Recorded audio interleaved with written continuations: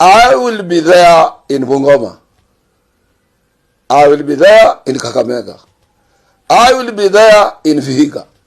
I will be there in Busia. I'm going to be there in Trans Nzoia. And there will be no escape route for Moses Wetangula.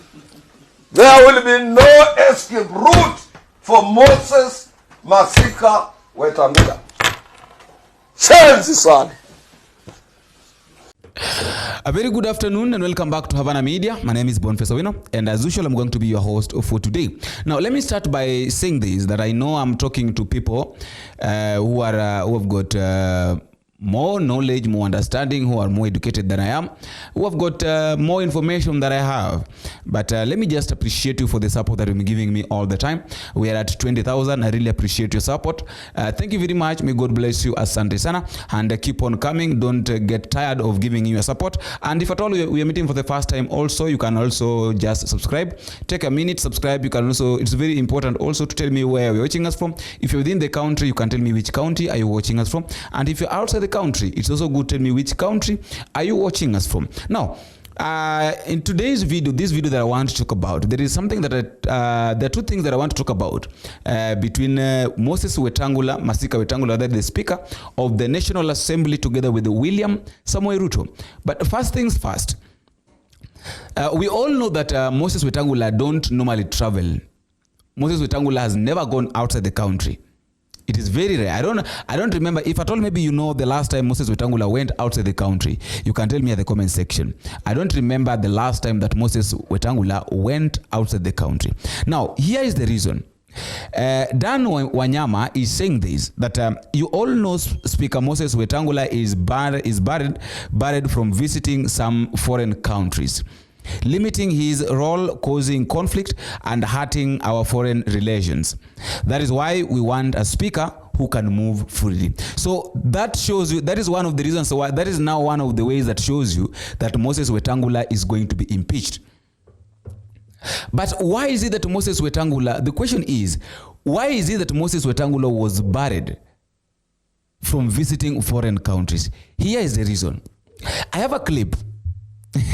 And this clip, it is in an audio form. I want to play you this clip. This clip is between Moses Wetangula with a foreigner, certain, I think is an Arab.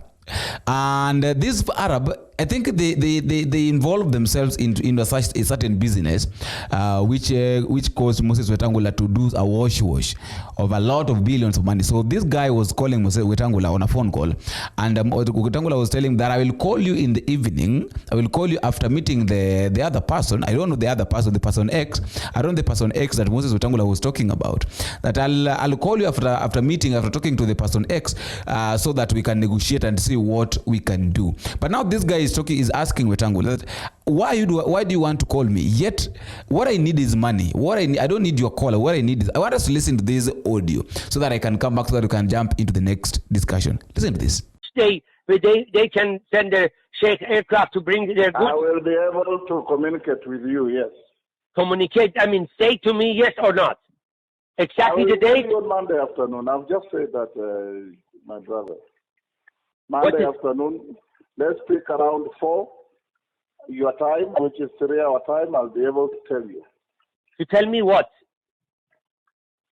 The communication I'll receive from the gentleman out of tomorrow's meeting. But what still they has to talk? He's your partner. He took the money from you. He took the money. You took the money.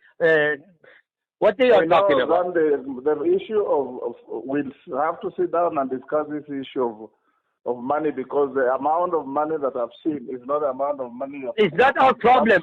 It's not our problem. There is a guy and the conversation that you took it and he took it. We know all this document. We cannot say who is. Let's solve this matter. Shouting doesn't help. I've told you. No, after 5 months. The patient will over. It's over. You cannot say be patient.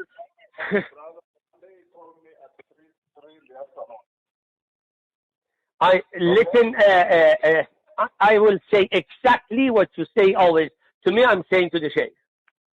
I believe that they have strong one way. They are going very strongly. believe me, with the document that they have, there is no immunity for you and for the minister, because this is stealing.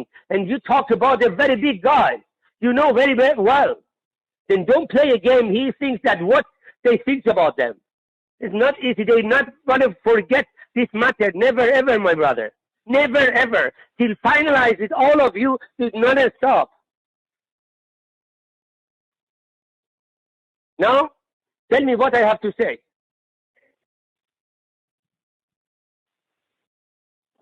Tell me, Moses. This is maybe you're shouting, I can't communicate. I've just told you we talk on Monday in the afternoon. Give me a call on Monday in the afternoon. But Moses, don't forget that you are the first one with all the documents. Okay? Okay? You and him. Then don't play a game and waste their time, and don't make them more and more angry. If you are not able to do it, say no and don't play a game with them. I have told you, let's talk on Monday, brother.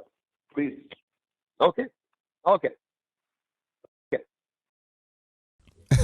Now, that is the reasons why Moses Wetangula has never gone outside the country. That is the reasons why Moses Wetangula has never do not go outside. Is normally within the country. I think they involve. I don't know the person that they used to involve themselves with. They involve themselves in some money laundering or something like that. Maybe in selling golds or something like that. And then they watch someone. Now, the second story. You know, it is so funny how these things are unfolding. I didn't want to talk about this because I was still trying to digest it, and now after digesting and analyzing, I've now come to talk about it. Moses Wetangula is attacking William Samoei Ruto in a parable. The parable of Moses Wetangula. Moses Wetangula is saying that there was an arrogant king in England called Canute. And this king became so arrogant. And this king became so much obsessed with power. And after becoming so much obsessed with power, and what this king did, he went and sat beside the river and ordered the tide not to rise. But quite fortunately, the tide rose and swept him away. There was an arrogant king in England called Canute, who became so obsessed with power that he went and sat by the seaside and ordered the tide not to rise. The tide rose and swept him off.